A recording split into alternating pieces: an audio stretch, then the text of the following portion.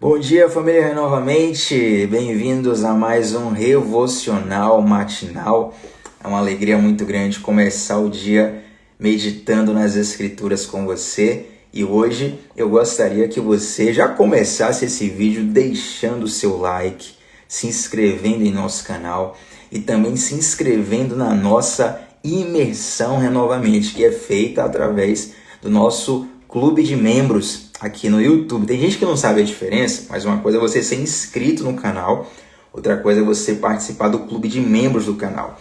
No clube de membros você tem muito conteúdo exclusivo e nós utilizamos esse espaço para aprofundar muitos conceitos que nós damos o start aqui no Revocional. Então vai ser uma alegria muito grande compartilhar com você. Se você está assistindo esse vídeo no computador, certamente já está vendo o botão aí abaixo do vídeo com o nome Seja Membro. Você clica nele e aí aperta a opção Imersão Renovamente e vem participar com a gente. Se você está no celular, eu sei que em alguns dispositivos essa opção não aparece, mas aí tem o primeiro link da descrição desse vídeo.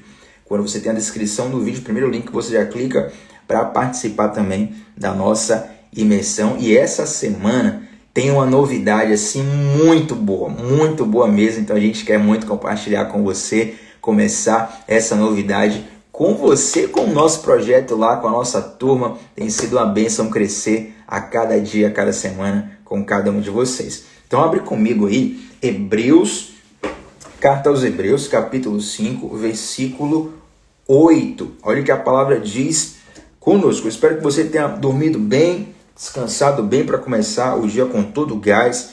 Mas se você acordou mal, já sabe, né? Hora que melhora. Tiago, não tenho nem força para orar. A gente vai orar junto no final desse devocional. Tenho certeza que Deus vai te tocar e eu creio nisso. Hebreus capítulo 5, versículo 8. Bom dia a todo mundo que já está aí no chat. Você já sabe, vem comentando com a gente no chat, porque vai ser uma bênção. Olha o que diz a palavra do Senhor. Ainda que era filho, aprendeu a obediência por aquilo que padeceu. Eu estou lendo aqui na versão, deixa eu ver aqui a Bíblia de papel, Almeida Revista e Corrigida de 95, né? 1995, tem uma linguagem um pouco mais antiga. 95 dá quanto aqui? Dá 20, 25, 26 anos agora, né? Há 26 anos atrás, a linguagem teve uma dinâmica de mudança. Estamos numa versão mais antiga. Mas a carta aos Hebreus, só explicar uma introdução de 30 segundos para entender esse versículo. A carta aos Hebreus, ela é uma carta cuja autoria a gente não pode cravar, né? Algumas pessoas acham que foi Paulo, outros acham que foi outra pessoa. A gente não consegue cravar a autoria. Mas o objetivo, o tema central da carta aos Hebreus, inclusive eu quero fazer uma série sobre Hebreus, ela é uma carta voltada para demonstrar aos Hebreus, por isso carta aos Hebreus, né? Mostrar ao povo nativo de Cristo que o sacerdócio de Cristo é superior ao sacerdócio do Antigo Testamento. Ou seja, o sacerdócio do Antigo Testamento teve o seu tempo, teve sua utilidade, mas Cristo é agora a revelação definitiva daquilo que outrora era visto apenas como sombra, era visto apenas a nível de símbolos. Tem até um versículo que é um dos que eu mais gosto na Bíblia, que está em Hebreus capítulo 1. Olha só, para você entender. Hebreus 1:1. Havendo antigamente falado muitas vezes e de muitas maneiras aos pais pelos profetas, a nós falou-nos nesses últimos dias pelo Filho. Então o autor de Hebreus ele já começa a carta dizendo, olha, Deus falou muitas vezes através dos profetas para os nossos pais, mas nesses dias ele está falando através do seu Filho, que é Cristo. Então nessa dinâmica de falar sobre o sacerdócio de Cristo, o capítulo 5, versículo 8 vai tratar de algo que, assim, quando eu entendi, isso mudou algo dentro de mim, né? Isso ressignificou o modo como eu passei a lidar com o sofrimento, que é justamente o nosso tema de hoje. Então, relendo versículo 8 agora com todo esse significado histórico e contextual por trás, né? Se você gostou dessa explicação, coloca no chat aí, que a gente fez toda uma contextualização para você compreender esse versículo e não achar que ele está sendo isolado. Ainda que fosse filho, ele aprendeu a obediência por meio daquilo que padeceu. E sendo ele consumado, veio a ser a causa eterna, a causa de eterna salvação para todos os que lhe obedecem. Ou seja, a Bíblia está dizendo que houve um processo em Cristo pelo qual ele aprendeu obediência e aprimorando essa obediência, ele veio ser o motivo da salvação dos homens. Gente, existe pouquíssimas certezas na vida. A vida é muito incerta. A gente está aqui agora conversando, batendo esse papo online, mas há um ano atrás ninguém imaginaria que o mundo iria fechar, não é verdade? A gente vai terminar esse vídeo daqui a pouco, porque é bem dinâmico aqui, e você, mesmo que tenha muita torcida, muito desejo, muita fé, você, para ser sincero consigo mesmo, não sabe o que vai acontecer nesse dia. Hoje pode ser o dia em que você vai ter a maior alegria da sua vida, ou pode ser o dia que você vai ter a maior tristeza na sua vida. A gente não pode cravar nada, a gente não sabe do futuro, mas poucas coisas, embora poucas coisas a gente tenha certeza na vida, algumas a gente pode afirmar com segurança. Primeiro, uma grande certeza da vida, a morte. A gente nasceu, a gente vai morrer. A não ser que você seja um Enoque. Você é Enoque que está assistindo esse vídeo aí, provavelmente você vai ser arrebatado, você não vai morrer. Um Elias, né? Mas 99,9999999 infinito de todo mundo vai provar da morte algum dia. E uma outra certeza da vida, até acima da morte, porque tem esses casos de pessoas que foram arrebatadas na Bíblia, até acima da morte, uma certeza absoluta da vida humana é o sofrimento. Ninguém passa por essa vida sem sofrer. Por exemplo, uma criança, quando ela nasce, ela está ali num local aquecido, onde a luz não lhe incomoda, e de repente ela nasce, ela vem ao mundo que não tem mais aquele aquecimento, aquela luz incomoda ela, toda criança ela nasce como? Chorando, não é verdade? Porque ela está saindo ali de uma zona de conforto e ela está provando ali algum nível de desconforto, algum nível de sofrimento, e assim será por toda a sua vida. Não que ela vai ter uma vida ultra sofrida, de dar pena, mas o sofrimento, independente de quem você seja, ele vai estar presente na sua vida todos os dias. Então, se é algo que vai estar presente na sua vida e pode inclusive afetar profundamente o seu destino, seu propósito, seu chamado, suas habilidades, a sua jornada, então é algo que você precisa aprender a significar ou até ressignificar. E foi o que aconteceu particularmente comigo quando eu entendi esse texto. Tiago, o que é que você entendeu de cara nesse texto? Eu vou compartilhar com você aqui. O nosso entendimento cultural atual é que o sofrimento precisa ser evitado a todo custo.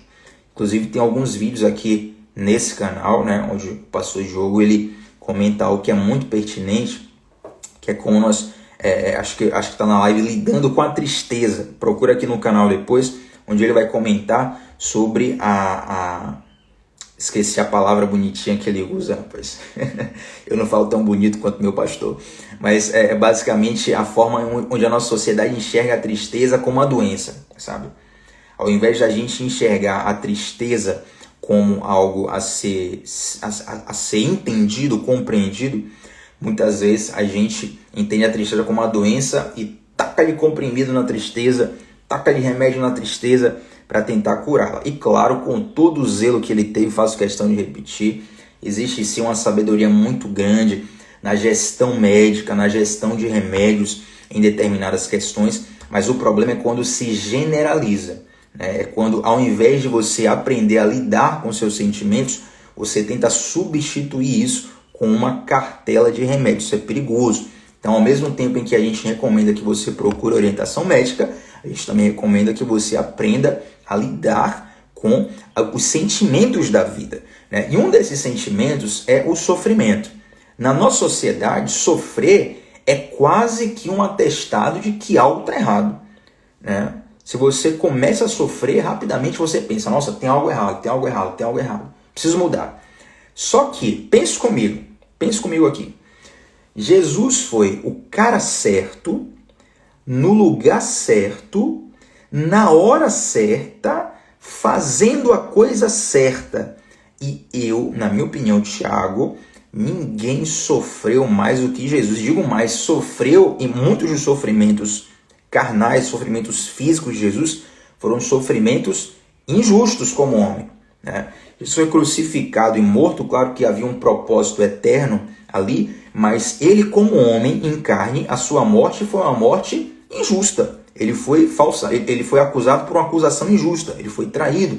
Então ali, muito do sofrimento de Jesus, se a gente for colocar assim na ponta da faca, ele como homem, ele não merecia sofrer. Tá? Ele sofre ali por quê? Porque ele paga o preço do pecado dos homens por amor a nós. Mas esse texto aqui de Hebreus 5:8, ele nem sequer está tratando apenas da crucificação, do sacrifício de Cristo. Ele está falando de um sofrimento que foi permitido por Deus Pai. Atenção aqui. Sofrimento permitido por Deus Pai para que Jesus tivesse a obediência aperfeiçoada dentro de si. E aqui cabe um asterisco para você não compreender mal, mas quando esse texto fala de aperfeiçoar por meio da obediência, isso não significa de modo algum que Jesus era desobediente, tá, gente? Isso não significa. Daria que é uma live de 1 hora sobre isso, né? Mas como a gente quer ser dinâmico aqui, não significa isso. O aperfeiçoamento da obediência significa que Cristo estava sendo maturado por Deus Pai através de processos de sofrimento, de processos de padecimento. Então, assim, nem sempre, primeira coisa, nem sempre o sofrimento sinaliza que algo está errado. Por quê? Porque Jesus foi o cara certo, no lugar certo, na hora certa, fazendo a coisa certa e ninguém sofreu mais do que ele. Então, para de achar que todo sofrimento é porque o mundo está contra você, é porque o cosmos está contra você. Gente, pega isso aqui, ó. Isso aqui, às vezes tem esses negócios na cabeça, do nada eu vou e falo assim na live. Tá nem programado isso, né? Pega isso aqui, ó. Muitas vezes, o solo mais fértil para que desordens emocionais aconteçam na sua vida é a vitimização, a autovitimização. É você se enxergar como vítima em tudo.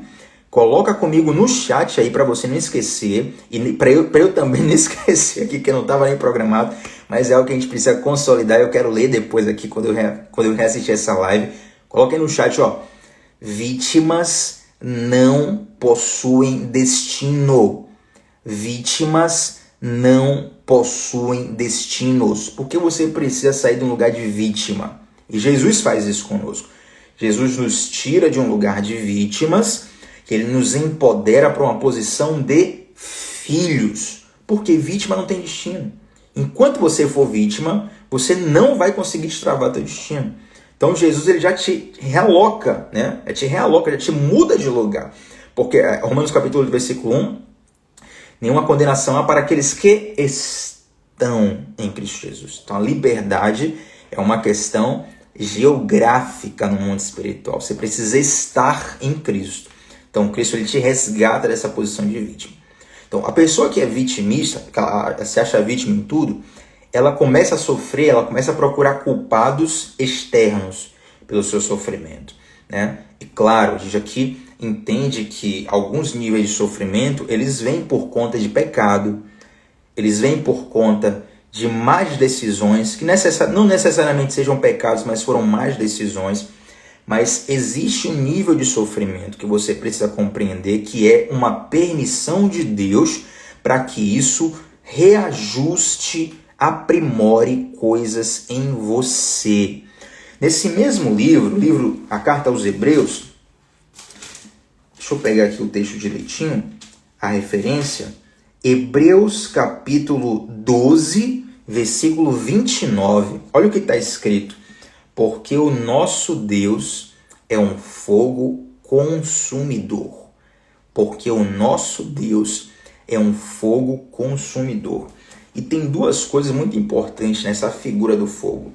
Se você jogar algo no fogo, o fogo vai fazer uma de duas coisas. Algumas coisas ele vai destruir, outras coisas ele vai aprimorar. Se você joga um plástico no fogo, o fogo vai destruir o plástico. Mas se você coloca um ouro ouro bruto no fogo, o fogo vai destruir algumas partes do ouro que não prestam para nada e ele vai ali valorar aquela pedra preciosa que é tão cara, né? Que é tão admirada na nossa sociedade. Porque o ouro ele forja também, percebe? Então muitas vezes o sofrimento é essa escola de Deus. É onde ele vai queimar o que é inútil, tirar o que é inútil, tirar o que é desnecessário e aprimorar o que é necessário. Tiago, por que Deus quer queimar, quer tirar coisas que são inúteis, que são desnecessárias? Porque muitas vezes essas coisas inúteis vão se acumulando como peso na sua caminhada. E muitas vezes isso é um motivo de você estar cansado, sabia? Você está procurando aí razões. Por que eu estou me sentindo tão cansado na alma? Por que eu estou me sentindo tão cansado na caminhada? Por que eu quero desistir de tudo? Porque muitas vezes está carregando coisas inúteis. Então, através do processo de sofrimento, esse processo do fogo, Deus vai queimar aquilo que é inútil. Ele vai, na verdade, te aliviar e ainda aprimorar o que é de precioso dentro de você. Então, assim, sofrimento não significa que tem algo errado.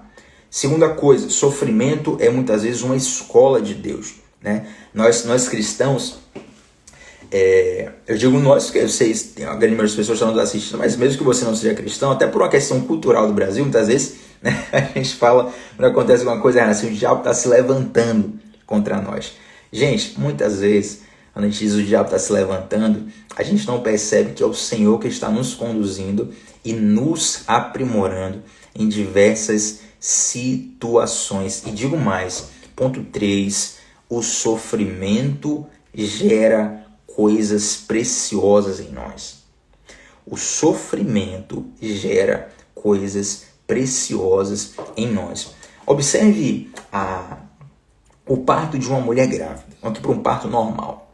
Certa vez eu vi uma matéria que dizia que num parto normal uma mulher sente uma dor equivalente a, vou colocar aqui, como foi mesmo, foi 20 ossos do corpo quebrando ao mesmo tempo. Então a pessoa falou assim, se você é homem, você nunca vai ter um parto normal. Imagina que 20 ossos do seu corpo quebrem ao mesmo tempo. Gente, pelo amor de Deus. Se você que é homem está aqui me assistindo, se você já quebrou um osso, você sabe a dor que é. Imagina 20 ossos ao mesmo tempo. Esse é o nível de dor que uma mulher grávida sente durante um parto normal. Isso aqui é uma coisa terrível, né? Então você tem ali talvez a maior dor que ela vai sentir na vida dela. Mas depois que ela pega o filho nos braços, o que é que ela sente ali? Um amor tão grande que ela diz, olha, eu seria capaz de passar por tudo isso novamente por amor ao meu filho. Porque ela está enxergando o propósito do processo que ela passou. Tem mulher, inclusive, que ama esse período da gestação, né? Eu sei que não é todo mundo, algumas mulheres não lidam bem com isso, e é super natural. Algumas mulheres gostam desse processo da gestação, de ficar grávida, de sonhar ali com o rostinho do bebê, de escolher as roupas, o enxoval, né? Às vezes, isso muitas vezes é acompanhado, as mulheres que sentem isso muitas vezes é porque possuem um marido que está ali apoiando, que está ali do lado, uma família que está vibrante com ela, tal. Mas o processo do parto, a dor do parto não é bacana. São 20 ossos do corpo, gente. Mas por que ela passaria por aquilo de novo? Porque ela enxergou o propósito. Aqui está uma grande chave. Gente, em nome de Jesus, pega isso aqui, ó. O problema não é sofrer. O problema é a ausência de propósito. Quando você tem um propósito, aquilo é como um combustível para você passar pelo sofrimento. Tiago, me prova isso. Vamos lá. Chegar para você e dizer assim, ó, olha, pega assim o hábito mais comum que você tem. O hábito mais difícil de você largar. Vamos colocar aqui uma coisa que talvez muita gente tenha. O hábito de tomar café. Tem gente que toma tanto café, né? Toma tanto café que se ficar um dia sem tomar café, fica com dor de cabeça. Então, assim, é um hábito que já está tão incorporado na sua rotina que o seu corpo até sente falta se você parar. Imagina uma pessoa que toma muito café e fica com muita dor de cabeça.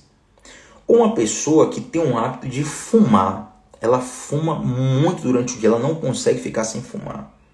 Ou uma pessoa que tem o hábito de sempre ler determinado livro todos os dias. Ou qualquer hábito que você imaginar que seja diário. Eu chego para essa pessoa e falo assim, olha, eu quero que você fique sem praticar esse hábito durante 90 dias. E ao final de 90 dias, eu vou te dar um prêmio de 300 milhões de dólares. E gente, que nessa crise aí, 300 milhões de dólares, gente. A pessoa vai pegar aquele hábito, ela vai sofrer, ela vai padecer, ela vai passar mal, ela vai enjoar, ela vai pensar em desistir. Mas na hora que ela pensa em desistir, sabe o que fortalece ela? Ela lembra do prêmio. Por isso que o apóstolo Paulo fala, né? Prossigo para o alvo, deixando para trás as coisas que para trás ficam, prossigo para o alvo. Muitas vezes é difícil você deixar para trás as coisas que ficaram para trás, mas você prossegue olhando para o alvo e o alvo te dá energia. Você sabe o porquê você está sofrendo. Então assim, quando você tem um propósito, o sofrimento fica muito mais simples de ser superado. Não fica fácil, não estou dizendo que é fácil, estou dizendo que é simples. Nem tudo que é simples é fácil. Tá? Por exemplo, para você ganhar do melhor time do mundo é simples. Você tem que fazer mais gol do que ele. Aí nem sempre isso é fácil. Então não estou diminuindo a dificuldade que você tem no dia a dia no seu sofrimento. Estou dizendo que se torna simples de entender. Que a pior coisa é você sofrer sem saber por que está sofrendo. Né? E aí você se pergunta, Deus, por que eu estou passando por isso? Deus, por que está acontecendo isso comigo? Ou até com outras pessoas que você conhece e pensa, Deus, fulano de tal é tão bom, é tão boa, por que está acontecendo isso com ele e com ela? E aqui vem uma outra chave que nós precisamos compreender. É o fato de que nós não vamos ter domínio de entendimento sobre todas as coisas na vida. Não tem como, gente. Não tem como. Você pode pensar no maior gênio da história. Albert Einstein, Nikola Tesla, Thomas Edison. Pode pensar em quem for. Nenhuma pessoa tem domínio completo dos porquês da vida. Somente Deus. Mas aonde falta compreensão, você pode abastecer com confiança. As lacunas da sua vida, onde faltam compreensão, você abastece com confiança, tá bom? Se você não abastecer com confiança, vai vir o diabinho, o espírito maligno, o que ele vai fazer? Vai começar a preencher aquilo com incredulidade. Vai começar a preencher aquilo com murmuração. Vai começar a preencher aquilo com coisas que não são bacanas. Então você precisa, onde falta compreensão completa, você precisa preencher com confiança. Tiago, me dá um exemplo. Olha só, imagina comigo. Você vai viajar para um lugar muito bacana, né? Um destino turístico que você sempre quis viajar. E aí você sonhou com aquele destino turístico, você pagou sua viagem, alguém pagou para você, você desejou tanto aquilo durante tanto tempo, mas você tem que ir para aquele destino turístico de avião. Só tem avião. Você tem que cruzar o continente, você tem que ir para algum lugar que só de avião, meu amigo. E aí você chega lá no avião, você senta na poltrona do avião, você paga uma passagem, mas você não sabe pilotar o avião. Você não sabe, não é um carro que você passa a primeira marcha, segunda, terceira, quarta, quinta. Não é um carro semiautomático, não é uma bicicleta em que você se equilibra, é um avião. Mas por que você entra num avião totalmente esperançoso que vai chegar no destino? Porque você confia que tem alguém que está no controle do avião, que está no comando do avião, que está habilitado e capacitado para conduzir esse processo. Bingo! Eu até me emociono aqui ao falar isso. Porque, gente, muito do nosso desespero diante do sofrimento é a incerteza da capacidade de quem está conduzindo. Imagina que você está num carro com um cara completamente alcoolizado andando a 200 por hora na rodovia. Você fica desesperado, porque você não confia em quem está no controle desse carro. Mas no avião, você confia que existe ali um piloto capacitado e gabaritado. Sabe, muitas vezes, um dos motivos que nos leva a não ressignificar o sofrimento é não entender que Deus está no controle. Ou até mais, saber de fato que Deus não está no controle. Como assim, Thiago? Saber que Deus não está no controle? Simples. Você sabe que vive uma vida completamente errada. Né? Você sabe que tem práticas que tem que abandonar, tem costumes que tem que abandonar. Você sabe que tem situações que você tem que tomar uma decisão séria. E você sabe, Deus não está no controle disso. Deus não está na condução disso. Então o que é que você faz? Você coloca agora Deus no controle. Gente, a sua vida é um avião. E o seu voo não vai cair se tiver Jesus no controle. Agora não significa que não vai ter turbulências. Aqui entra o sofrimento. O sofrimento é justamente essa turbulência. Certa vez eu estava num avião, e aqui a gente vai encerrar nosso devocional, e, gente, o avião, ele já aconteceu... Eu voei pouco de avião, né? Mas nessa situação que aconteceu, eu estava com um amigo que tem muito mais voos, ele costuma viajar direto de avião. E aí o avião quando foi... pousar, ele deu uma derrapada na pista. Foi um negócio muito estranho, eu tomei um susto grande.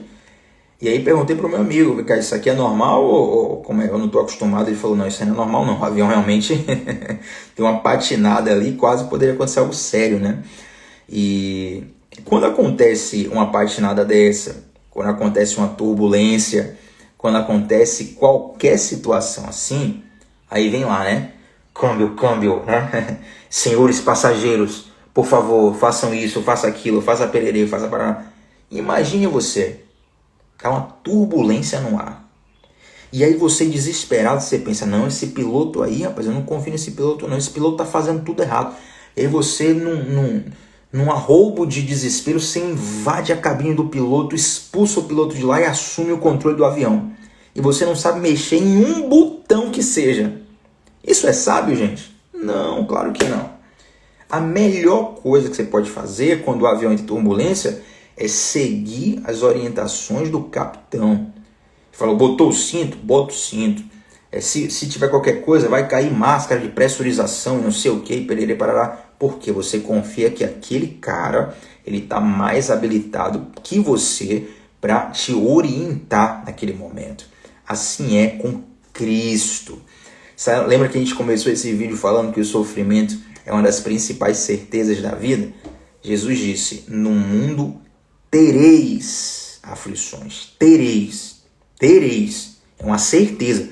No mundo você vai ter aflição. Imagina Jesus chegando para você agora e ele conversa com você, tipo o mestre dos magos, assim, do nada ele fala assim, você vai sofrer. Gente, é aflição. Não é cócegas, é aflição. No mundo você vai ter aflição, essa é uma certeza. Mas a segunda certeza nos enche de esperança. Tenha bom ânimo, se anime, porque eu venci o mundo. Então você vence o desespero do seu sofrimento, permitindo que Jesus esteja no controle da sua vida, no controle da sua aeronave, no controle do seu voo. Você pode ter certeza, o voo da sua vida vai ter turbulências. O voo da sua carreira vai ter turbulências. O voo do seu casamento vai ter turbulências. O voo de qualquer coisa que você imaginar vai ter turbulências. A grande questão é quem está no controle do seu avião. E nesses momentos de desespero a gente tem essa tendência de querer tomar o controle do avião. Né? Por quê? Porque a gente acha que o sofrimento indica que tem alguma coisa errada. Lembra que a gente falou no início? Então a gente pensa, não é possível, tem alguma coisa errada aqui, tem alguma coisa errada. E a gente tem a tendência de querer tomar o controle e fazer as coisas do nosso jeito, resolver no nosso braço, resolver na nossa mão. Mas nesse momento a gente precisa confiar que Deus está no controle de todas as coisas. Agora eu quero terminar com a seguinte pergunta. Jesus é de fato o capitão da sua aeronave? Jesus é de fato o piloto que está conduzindo a sua vida? Eu quero te convidar a nesse momento você orar comigo e você entregar o controle para Deus. Pare de tentar apenas eliminar o sofrimento e comece a ressignificar o sofrimento e entender como essa é uma escola preciosa de Deus para eliminar inutilidade da sua vida e aprimorar coisas na sua vida. É interessante que a continuidade do nosso texto, o texto que nós lemos, Hebreus 5:8, deixa eu abrir aqui novamente, Hebreus 5:8, ele fala, né? Jesus aprendeu a obediência por meio daquilo que sofreu. E aí o versículo 9 fala o seguinte, ó, e sendo ele consumado, veio a ser a causa eterna de salvação. Pelo fato de Jesus ter entendido e abraçado os processos de aprendizado que incluem sofrimento, cuja ferramenta de Deus Pai foi o sofrimento para aprimorar Jesus homem, por conta disso ele se tornou uma bênção para toda a humanidade. Quem sabe se você ressignificar o sofrimento na sua vida e entender melhor os porquês, entender melhor os processos, e naquilo que você não entende, você confiar, quem sabe você lá na frente não vai ser apenas alguém que vai viver algo bom, que vai desfrutar de algo bom, mas pode ser uma referência, pode ser um instrumento, um canal de Deus para tocar outras vidas também. Hoje você pode achar que o seu sofrimento se trata apenas de você, mas você precisa entender que se você superar, se você entender, se você passar pelo sofrimento com o entendimento correto, você precisa compreender que lá na frente tem pessoas que elas hoje precisam que você passe por esse processo. Lá na frente tem pessoas que estão esperando o seu eu de hoje tomar decisões corretas. Lá na frente tem pessoas que vão precisar que você construa a sua história com os princípios de Deus. Eu quero orar com você nessa manhã. Eu sei que Deus já está falando contigo. Eu não sei qual é o seu sofrimento específico, sabe? Eu não conheço aqui dessa tela a sua história em específico. Mas quem precisa conhecer, conhece, que é Jesus. Eu quero orar com você. Senhor Deus, nós colocamos nesse momento o Senhor como piloto das nossas vidas. E nós entendemos que, sendo Jesus o piloto das nossas vidas, isso não nos impede de sofrermos turbulência.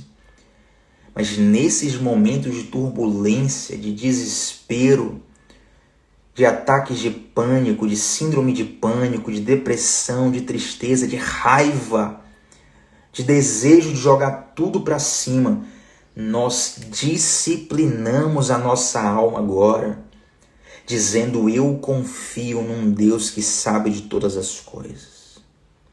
Dizendo que onde nós não compreendemos, nós confiamos. Dizendo que onde nós não alcançamos, nós descansamos. Senhor, nós somos gratos porque, mesmo diante de tantas manobras ruins em nossa vida, o Senhor ainda se apresenta como solução para nós. Nos dá forças, Senhor, para nós entendermos o que o Senhor está gerando em nós. E nos dá uma visão, um propósito, que seja combustível para a nossa alma, combustível para o nosso espírito, quando tudo parecer fazer perder o sentido. Sim, Senhor, nós reafirmamos profundamente nossa confiança em Ti, em nome de Jesus. Amém, amém e amém. Gente, uma alegria grande compartilhar mais esse tema com cada um de vocês. Deixa um like no vídeo e eu gostaria de pedir, se você está aqui agora, seja apenas olhando ou comentando no chat, deixa um comentário no final do vídeo, sabe? Sei que tem uma turma que está sempre ativa no chat, nos ajudando, comentando junto, participando, isso é uma bênção, mas o comentário é diferente do chat, tá? No final desse vídeo você fecha o chat e aí deixa um comentário, um feedback, uma palavra, inclusive fala o que é que você tem a comentar sobre esse tema, né? Fala: olha, eu quero complementar com isso, eu entendo isso aqui também, tem tal coisa bacana. Nos edifica também através do seu comentário. Vai ser muito, muito bom. E vem para a nossa imersão. Clica no botão Seja Membro, se você está no computador ou se está no celular. clica no primeiro link da descrição desse vídeo para fazer parte da nossa imersão e experimentar as novidades que nós temos nessa semana. Gente, beijo grande, shalom no coração de cada um de vocês e um excelente dia para todos.